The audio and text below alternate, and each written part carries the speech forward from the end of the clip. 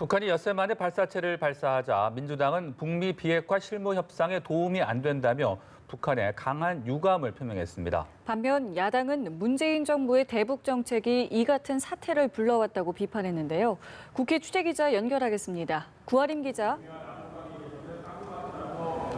네, 북한이 문재인 대통령의 광복절 경축사를 비난한 데 이어 오전 발사체까지 발사하자 정치권에서는 비판이 쏟아져 나왔습니다. 더불어민주당 이인영 원내대표는 거듭 강한 유감을 표명한다며 북미 실무 협상에 큰 도움이 되지 않을 것이라고 생각한다고 말했습니다. 그러면서도 민주당 지도부는 김대중 노무현 전 대통령 추모 사진전에 참석해 문재인 대통령이 강조한 평화 경제 구상을 뒷받침하고 한반도 평화 번영 정책을 일관되게 추진하겠다는 의지를 드러냈습니다. 자유한국당 황교안 대표는 북한이 미사일을 쏘는데도 청와대와 정부는 제대로 반박하지 못하고 있다고 말했는데요. 정부가 굴종적 모습을 취하고 있다고 비판했습니다. 또 어제 문 대통령의 광복절 경축사를 언급하며 평화 경제는 내용 없는 언어의 수사가 아닌가 걱정한다고 말했습니다.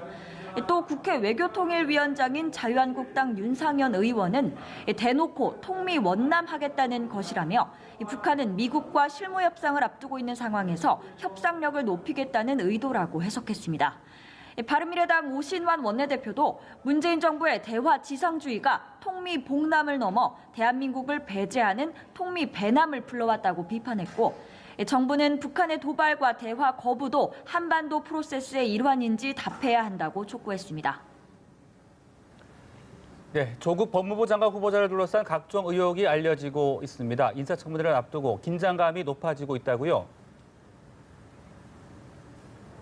네, 그렇습니다. 청문회를 앞둔 조국 후보자에 대해서 이 위장 전입 의혹에서부터 거액의 사모펀드 투자 의혹, 또 그리고 세금 지각 납부 의혹까지 제기되고 있습니다. 이에 더해 자유한국당 김진태 의원은 조 후보자가 과거 남한 사회주의 노동자 동맹, 일명 산호맹에서 활동하면서 이 무장 봉기 혁명을 주장했다고 밝혔는데요. 1992년 발간된 산호맹 산하 남한 사회주의 과학원 기관지인 우리사상에 이 노동자 계급의 투쟁을 촉구하는 내용이 담겨 있으며 조 후보자가 가명을 사용해 이 제작에 관여했다는 겁니다. 김 의원에 따르면 이 같은 내용은 1995년 5월 조 후보자에 대한 대법원 판결문에 명시돼 있는데요.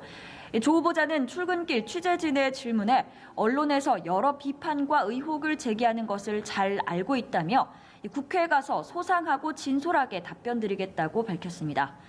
민주당은 조 후보자와 관련해 말을 아끼는 분위기입니다. 민주당 이해식 대변인은 후보자의 개인적 의혹에 대해서 가타부타 말하는 건 아니라고 밝혔는데요.